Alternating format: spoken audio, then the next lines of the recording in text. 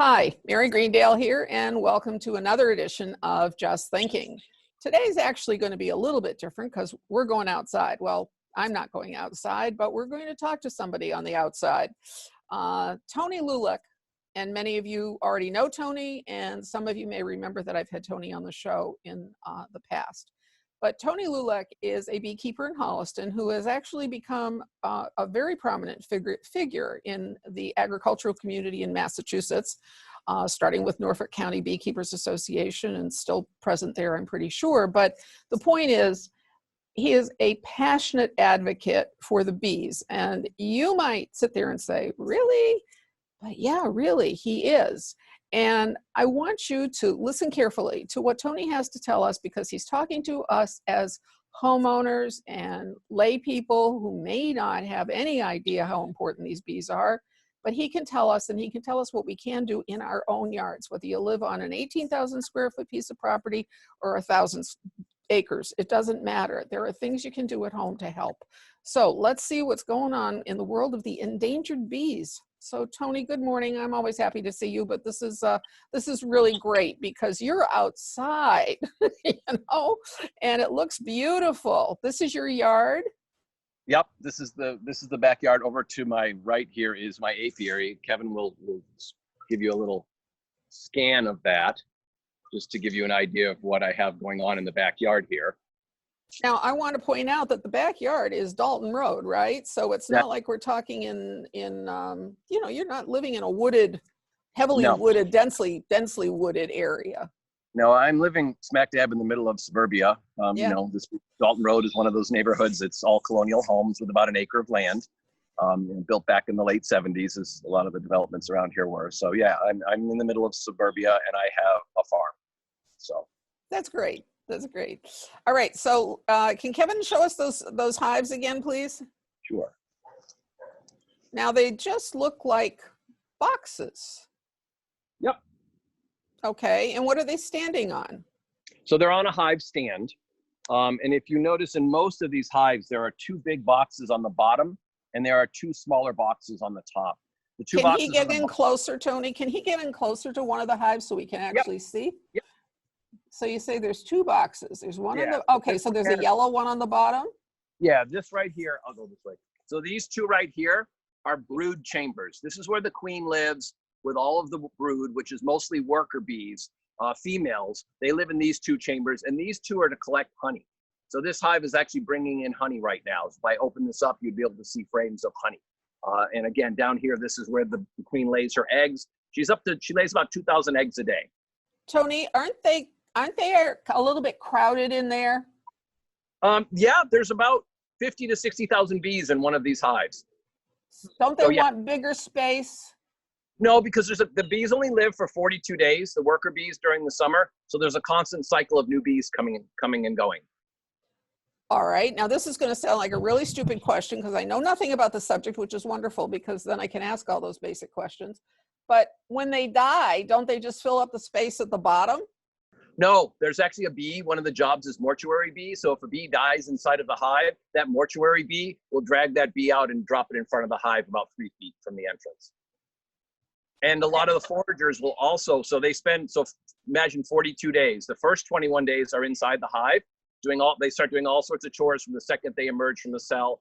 And at 22 days, they do a little orientation flight out front here. And then they spend the rest of their life, that 21 days, foraging for nectar and pollen. Most of the time they come back, their wings are beaten, their stomach is full of honey, there's pollen on their legs, and they may not even make it back because they will just cease. They will die at about 42 days. And that is the life cycle of the female worker bee in the hive. Wow. Yeah. So, and the whole purpose is to service the queen bee who is somewhere in that yellow box. Yep. in the middle of the yellow box. And I remember you telling us before that, like in the wintertime, to keep her cold, to keep her warm during the cold, they just keep moving their wings and stuff to keep that temperature warmer.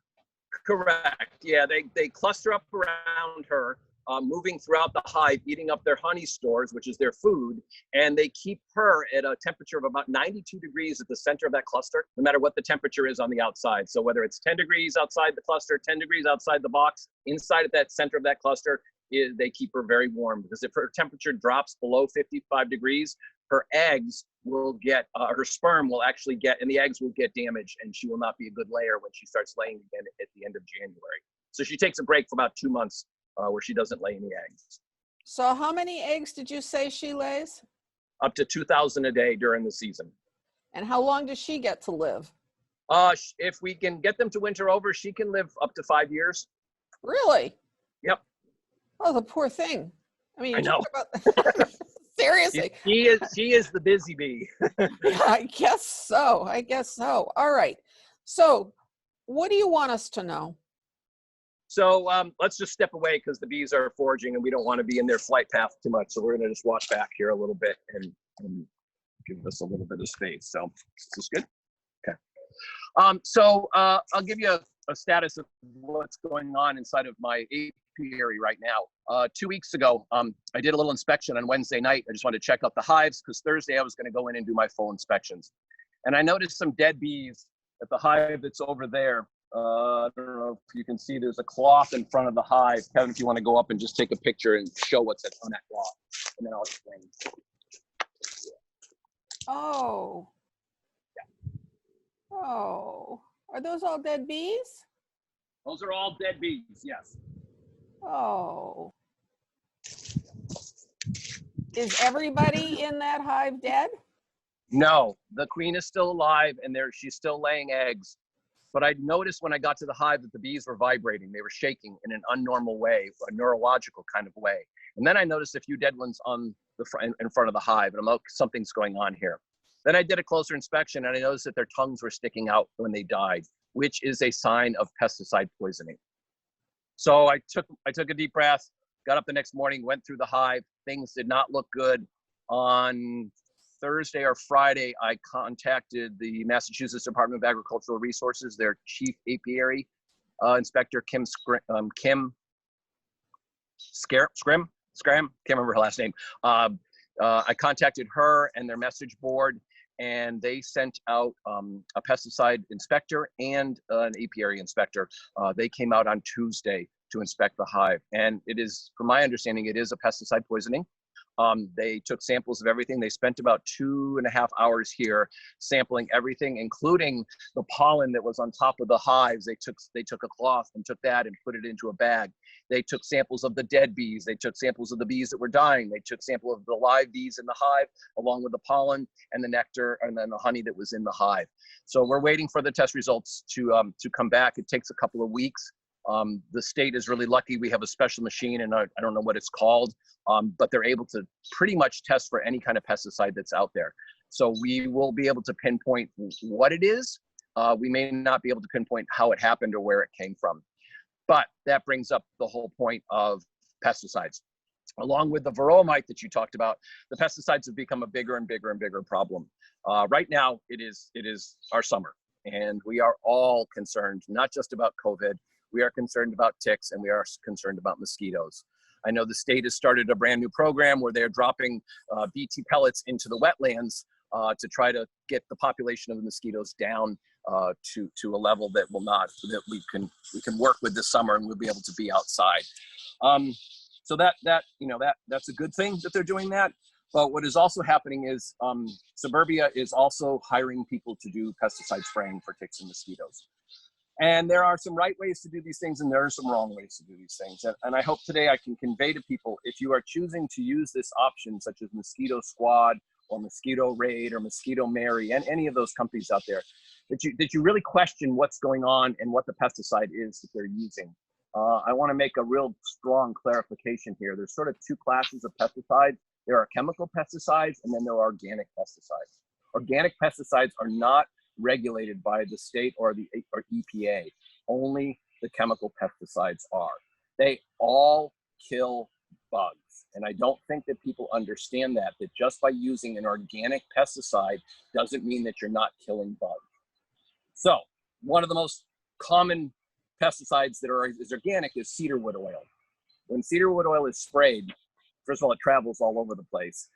It breaks down the exoskeleton of the insect. It kills the larva, and it disrupts the pheromones, okay? Bees are all three of those. So I've been working with my neighbors over here for the last couple of years, and we have a system that I know when they're coming. They're spraying the cedar wood oil. I get up early in the morning. I put wet towels over all of my hives, and I block up all of the holes.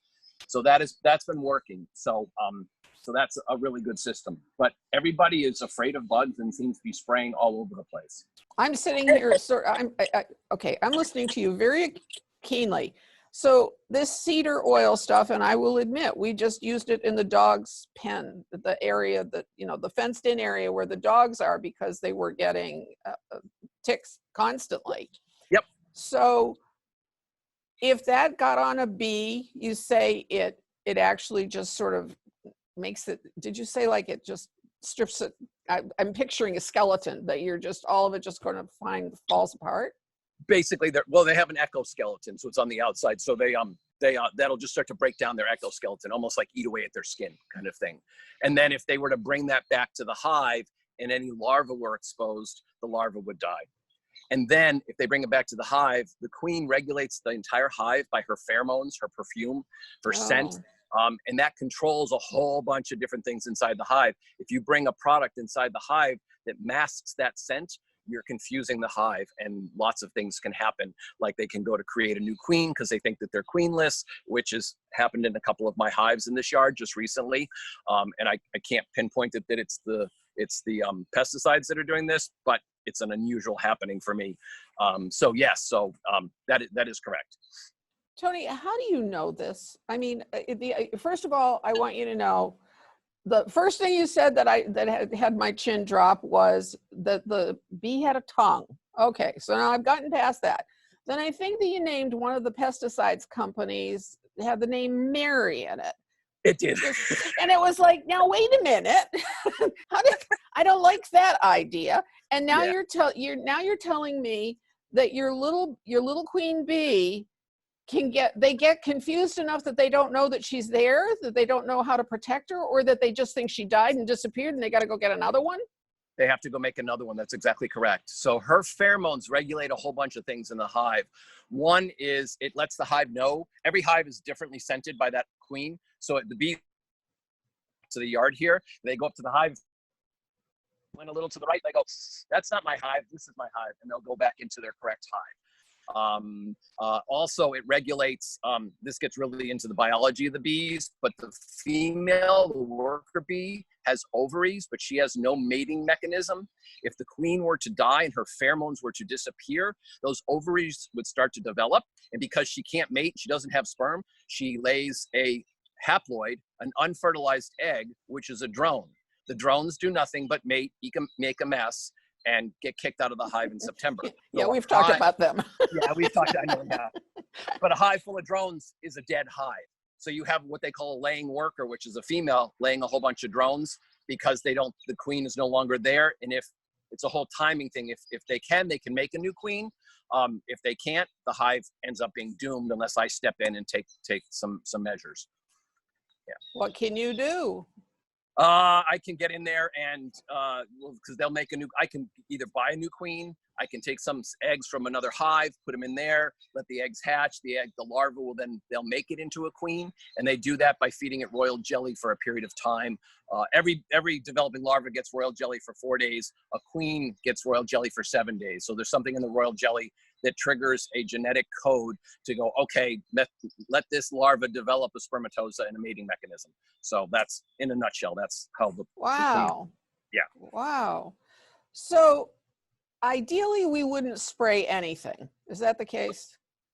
I mean, I'm an example. So yeah, I don't spray a single thing on my property. The only thing that I use is for weed killing. I use vinegar, Epsom salt, and Dawn dishwashing detergent.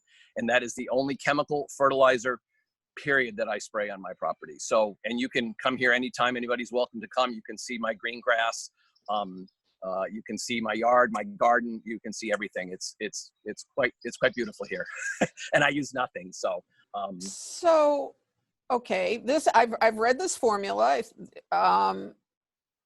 does this, you said Epsom salt. I didn't remember it was Epsom salt. Okay, so then it's not the salt that we use out of a salt shaker. So it doesn't affect the soil. It doesn't hurt the soil. No, no, because you're spraying it in such a limited amount over a limited area. It gets washed down with the rain over time. So I've never had any bad effects of it. Just if you're going to spray it on something, it doesn't. You have to get the super industrial strength vinegar to kill the poison ivy. But the regular stuff you can buy at the grocery store, that will kill any weeds in the cracks of your sidewalk, in your driveway. That'll kill those things. But if you want to kill poison ivy, you have to get, I think it's 6% vinegar, 6% strength or something. I'm not sure. You can buy it online. You can buy it on Amazon. Wow. Okay. Well, and I was going to ask you about poison ivy because it is like rampant, just it seems, between poison ivy and bittersweet. I literally wake up thinking about it, or maybe I'm not even sleeping anymore. I'm not sure, because I just feel like I'm pulling these things out constantly. I got poison ivy all over me. Yeah. So you can really control it with this vinegar solution? Yep. And my neighbor uses it too. So yeah. So the first takeaway is, ideally we don't spray with anything, but if we have to spray, then we have this formula that is vinegar, Epsom salt, and Dawn detergent. And that's for weed. That's for weed kill. So yeah, and that has no impact. Yeah, that has no impact on the bees. Okay. What about for things like mosquitoes? And what about things like we have to worry about triple E? We not only live across from a farm with horses, we have a horse. So now what? Right. So again, that goes back to the Mosquito Squad, Mosquito Mary. These companies are out. It's Mosquito Mary. Oh my God, that's awful. I know. And they promote themselves, Mary's better than so-and-so, or something along that, some tagline. Oh my God. I mean, I understand that everybody is afraid, and that fear can often impede you from making an informed decision. So if you're going to hire one of these companies, we all want to protect ourselves from Lyme disease. I've had Lyme twice. I had the BCA once. I have not had triple E, obviously, but it is a threat. Part of my philosophy is let the state do what they're doing to control it. Putting extra pesticides on your lawn in your yard is not good for anybody. It's not good for you. It's not good for your kids. It's not good for your dogs. People spray their lawns up and down the street, and they spray the berms, and then all these animals walk along them and they pick them up on the pads of their feet, all these pesticides. So if you're gonna do this, and you two things, let me take one step backwards. If you're gonna spray anything on your property, try to find out if there's any beekeeper around you. The bees travel a 2 to 3 mile radius, so I don't expect people to go 2 to 3 miles from their house to find beekeepers. But if you want, give me a call. I'll let you know where all beekeepers are. I know we have probably 30 beekeepers in Holliston. We have an apiary up at the Rogers Road Farm that has hives in it. So if you think, or you want to find out, contact me. If you think that there's a beehive around, contact that beekeeper. Most beekeepers are going to have a conversation with you, try to educate you about what the best thing is to do. Like I worked with my next door neighbors as far as how a system works for them to protect their children from ticks and mosquitoes, and for me to protect my bees, because this is my livelihood. So there is a balance that can be found. But it isn't just about ticks and mosquitoes. It's also about lawn care and any of those companies that are spraying anything on the lawn. Question what they're spraying. You want to protect yourself as well from all these toxic chemicals. You have a beautiful green lawn. Mary, I think we've talked about this. Clover is one of the most important things you can have in your lawn. It's a nitrogen fixer. The bees love it. Yeah, they do. I was talking to a lawn company called Lawn Management, and I go, what you're spraying, is that harmful to the bees? He goes, well, yeah, it is. I'm like, what are you spraying? He goes, I'm killing clover. I'm like, okay. So here's a chance for me to educate people about lawn care. Don't let them put any defoliant or herbicide on your lawn that kills anything that's beneficial to the bees. It's beneficial to the ground. Green grass is not a healthy lawn. Green grass is unhealthy. It requires too much water, and then the runoff from these pesticides ends up in our storm drains. And whether you got pesticides, herbicides, or fungicides, they're going to end up in our wetlands, which has an adverse effect on the rest of our system. So just question what they're doing, ask for alternatives, and then check around to see if there are other beekeepers around. And because the beekeepers, like I said, the bees travel a 2 to 3 mile radius, But we're also not just talking about bees. We're talking about all pollinators. If you go out into your garden and you look and you see this little green iridescent bug on a plant, that's a bee. We have over 300 different types of bees in Massachusetts, and most of them are solitary, but they're out there doing a job of pollinating plants. So you're going to be killing not just honeybees and all these other wonderful butterflies, dragonflies, all these insects that are out there trying to do their job. So ask for the organic, ask them to also spray really early in the morning or really late at night. Technically, by law, if they're spraying a pesticide, they cannot spray when the bees are foraging. Okay, now I've got to get rid of my cedar spray, order vinegar. You don't have to get rid of the cedarwood oil. It's actually a beneficial thing. It doesn't hurt the environment. Just make sure it's sprayed in a very small location. Make sure that you can put the things on the dogs instead of spraying it all around the whole area. Wondercide, though I don't like the company because they promote themselves as it's safe for pollinators, and it's not, is cedarwood. They do make one for the dogs. You can spray right on them. Those are the things you can do, you know, so that you're not broadcasting pesticides everywhere. Okay, all right. Yeah. I really do want to do the right thing, because one of the things I was going to mention was that I'm noticing, this is not me, but anybody who's a bird watcher knows that 20 years ago or 25 years ago, the wake-up calls and sounds in the morning were a whole lot more than they are now. I mean, there's been a decline in the songbird population, and a lot of it, according to the experts, is related in similar fashion to what's happening to pollinators and other insects and so forth and so on, and just that whatever mankind is doing to the environment, it's not helping them. Correct. So it was just putting in a plug for the birders too. That's because well, you know, that goes back to Rachel Carson in 1965. Yeah, for sure. And the work that she did. And for those that are going to watch this, if you've never read her book, Silent Spring, pick it up, get it at the library, get it on Amazon. You don't even have to read the entire book. Read the first 5 chapters and you'll understand what we as beekeepers are trying to talk about with these pesticides and stuff. And she talked about when they had the Dutch elm disease and they're spraying the elm trees for the Dutch elm disease, and all of a sudden the birds are dying and they can't figure out why. Well, the Dutch elm disease, it's on the plant, the leaves fall to the ground, the twigs fall to the ground, they start to decompose, the worms eat everything up and make the earth that's down there, and then what eats the worms? The birds. The birds were eating toxic pesticide compounded inside the worms. So it was destined they were going to die. So, and that's Rachel Carson. We know DDT and EPA, she helped stop all that and create the EPA. So, you know, and we're still, I don't think we've come along that far in 50 something years. So that was exactly what I was going to say, because last year I bought her book again. I can actually remember them spraying DDT on the farm behind my house. They were flying, you know, the plane was low enough that I swear to God, you could see the person that was flying it, and you could see the white cloud, and it was landing all over our back lawn and everything else like that. And so I remember that. And I remember her book. I didn't pay much attention to it at the time, but it, you know, over the years I have. But we haven't come very far. And may I say, I think in some ways we've gone backwards. Right. Well, I think it you know, unfortunately with COVID, we live in a state of fear a lot of times, and we are afraid of COVID, and we're afraid of Triple E, and we're afraid of ticks. And that's unfortunately the world that we're living in.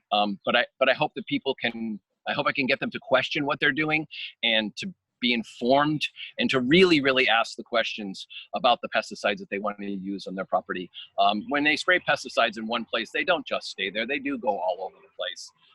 And so just try to do your best as a homeowner to protect your children at all levels, not just from the ticks and mosquitoes, but from the bad pesticides. You know, that's something that you can have control over. And we know we have unhealthy kids. We have kids with all these allergies and all these conditions and stuff. And a lot of that has to do with our agricultural system and the pesticides that started the whole colony collapse back in 2005, the neonicotinoids, which, Mary, you're familiar with that and the work that Carol Dykema has been doing in the bill that she has to help ban those. And those are a problem, but we also now have our neighborhoods being inundated by these new, quote unquote, new companies that are promoting kill the bees, kill the ticks, and kill the mosquitoes. Right, and they're capitalizing on people's fear, which is you know, how they make their money ultimately. Exactly. Tony, is there a website, a publication, something at the Board of Health? I don't know. Is there anything that you would direct people to who want more information? I don't know. There's the pollinator protection people. There's Bee Informed. Those are two. If you Google both of those websites, there's some great information on both of those. I don't have the exact address, but it is pollinator protectors or protecting pollinators, and then the Bee Informed is another advocacy organization that has a lot of great information. And if you just Google, just Google any of these topics, they'll come up, and just continually ask the questions. That's what I really want from people, is just question. Don't take it at face value because that guy just told you that doesn't harm the bees. Think about it. Think about what you're doing and ask more questions. Actually, with any pesticide that you're going to spray, including the organic ones, there is a sheet that goes with those pesticides that tells you all of the dangers, how to apply it, if you've been exposed to it, what to do, what insects it kills, when to spray it. It's all outlined, especially in the chemical pesticides. The organic is a little bit different, but just ask to see that sheet. And if it says it kills honeybees and not to spray this time, ask your applicator to abide by that, because it's actually against the law. And they can be reported and they can be fined for that. Okay. Now, do you work with the local Board of Health at all on any of these issues? I have not. No, we tried to start a group last year, Healthy Holliston Homes, as you may want. I remember that. And I think we all got sidetracked with our own lives, and things got a little more complicated. One of our goals was to try to ban Roundup. Anywhere on town, especially on town property, because we all know that causes cancer. So that's another thing, that even though you think you're only spraying it on that weed, if that weed has a flower, that Roundup is getting back to the hive. So it's another thing that people just automatically grab the Roundup out of Home Depot or Lowe's and just go start spraying their lawn and spraying where they don't want these weeds growing. Well, it's harming you as a human being, and then it is harming everything else. So yeah. Explain that to me. Okay, so I don't, but if I did, I were spraying Roundup, and if I were spraying it there and there was no flower, would it be safe? Well, no, because it causes cancer. So bottom line is, it's not a safe product. So is it safe from the bees? Yes, if you're only spraying it on a little bit, unless there happens to be water. So like this morning, it's pretty dry out right now, but say there was dew on the ground and you had sprayed a bunch of different places with the Roundup. If there was dew near that, and the Roundup got in that dew and the bees came, they come out in the morning. There's bees that come out just for water. We were sitting on the deck this morning, and I have a plant with a tray on it with a little bit of water in it, and the bees are drinking that water. I have a puddle in my driveway. The bees are drinking out of that. If there's dew on the grass that's been treated by Roundup or fertilizers or herbicides, the bees drink that water and they bring it back to the hives. And then there's a whole scientific thing. What happens is you bring these things back and they're at low level toxicity, but they're carbon hydrogen based molecules, and when they get together, you got one little pesticide and one little pesticide. Whoa, we're a little bit bigger. All of a sudden you have a huge pesticide inside of the hive, killing the bees and damaging the bees and damaging the queen. Well, that is horrifying. Yeah. It's always, these conversations are both, I love the fact that a grown man can love with the passion that you do these tiny little things, these tiny little bugs. I mean, I just think that's, loving bugs is hard to, grasp, but you do, and you're passionate about it. So I really appreciate your passion, but then you're always there to tell me something that I didn't have any clue about. So now, one other question about the pesticides, and I know Roundup is cancer causing and all of that. But for a while, for mechanical interception with like bittersweet and those kinds of things, they were doing cut and then swab with the Roundup. I'm assuming from your perspective for the bees, that's probably the safest way to do it. I mean, it's just limiting contact and that kind of thing. Is that it? And that doesn't then, well, it would get down into the roots. Does it get through the roots into the ground? That I don't know about. I would imagine that it somehow gets in there and does affect the fungi that are at the base of the roots that are helping communicate with the plants. And that's a whole nother conversation. But yeah, I would imagine that it's doing some damage down there. But to protect yourself from these toxic chemicals, that is one of the good things is, and they make another couple of their products, not the not the Roundup. There's a couple of others that they make. One might be called a poison ivy killer or something. And you can take it with a paintbrush. You cut the plant, the part that's cut, you brush it with this stuff, and it sucks it down in, and it's going to kill it all. And then you by hand, put gloves on and everything, and remove all the poison ivy that's there. And that is a relatively safe way to do that for yourself and for the environment. Okay. It's also very hard work. It is very hard work. Very hard work. Would your vinegar kind of composition thing work on that, do you suppose? So I've been trying a patch of poison ivy with the regular vinegar, and it's barely damaging the leaves. So I'm going to try to get some of the stronger stuff and see how that goes. I'll report back to you if that does work. Coincidentally, I'm scratching my own poison ivy rash right now. So I didn't mean to do that, but I could see myself on the screen. It's like, oops, that's my own. All right. So before I let you go, is there anything we haven't talked about? No, I think we've covered everything. So, I know this is a trying time for everybody. We're worried about Triple E. My neighbors that live through the woods here, the kids have been playing in the woods. They've already gotten ticks on them. And so I guess one of the things is also ask all those questions that I talked about, but also take a little personal responsibility. So if your kid is going to go out and play in the woods, spray something on them. If you're not in favor of the DDT, which I'm not, there are organic sprays out there that have the cedarwood oil. I make a tick spray that it's got 13 essential oils in it. Spray your kid with it. Spray your dog with it. Take a little bit. Don't let your kid go out at a certain time of day. The mosquitoes come at certain times of the day.